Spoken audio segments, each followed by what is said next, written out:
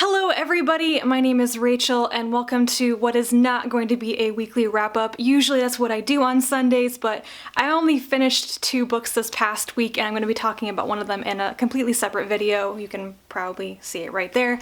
So I thought I would just do a currently reading on a Sunday because I'm reading a bunch of things. As some of you guys may know, the 16th Vorkosigan novel, Gentleman Joel and the Red Queen by Lois McMaster-Bujold came out on February 2nd, and I picked it up and started reading it like right away because, of course, I love the Vorkosigan saga.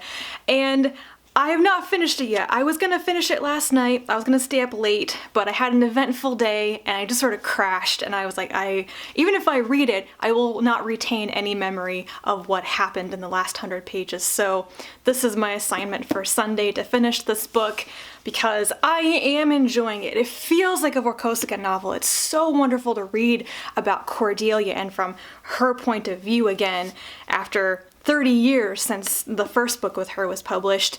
But it does have some rather out-of-the-blue, shocking events and decisions in it that are really challenging how I feel about Cordelia and her marriage to Errol, and this Joel guy shows up all of a sudden, and I'm like, did I forget something that happened in previous books, or is this really completely out of the blue? I don't know. So it's a bit challenging, a bit emotionally troubling to read something that seems to go so much against the grain of what you have thought about characters and their relationship in like 15 previous books.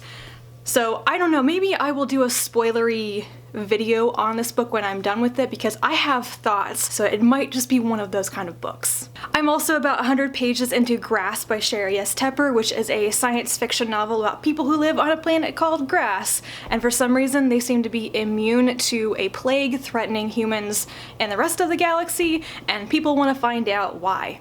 I'm not far enough into it to say anything more than that. I am enjoying it. I really love the descriptions of the planet Grass, and I'm not sure how I feel about the characters or necessarily the plot so far.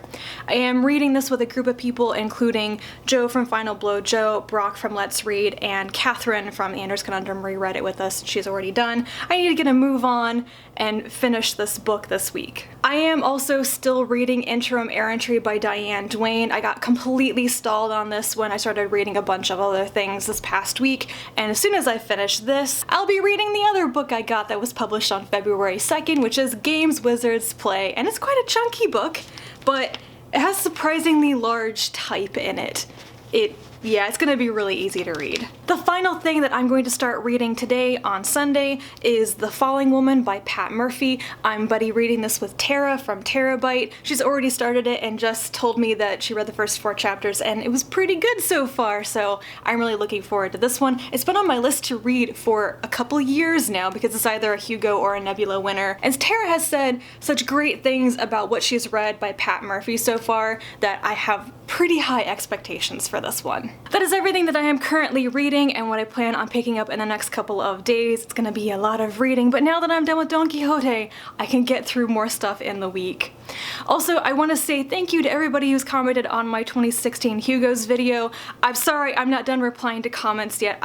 Since putting up that video, I've had a lot of like adult responsibilities, gotta get things done, and I haven't had as much time. Also, I was trying to finish Don Quixote, but I will respond to all you guys as soon as possible. Thank you so much. I just love hearing how many people want to come to Worldcon, are gonna come to Worldcon, and how many people are nominating and voting this year. It's really good to hear. So thank you guys, and I'll be back again with more videos in the not so distant future, and until then, bye.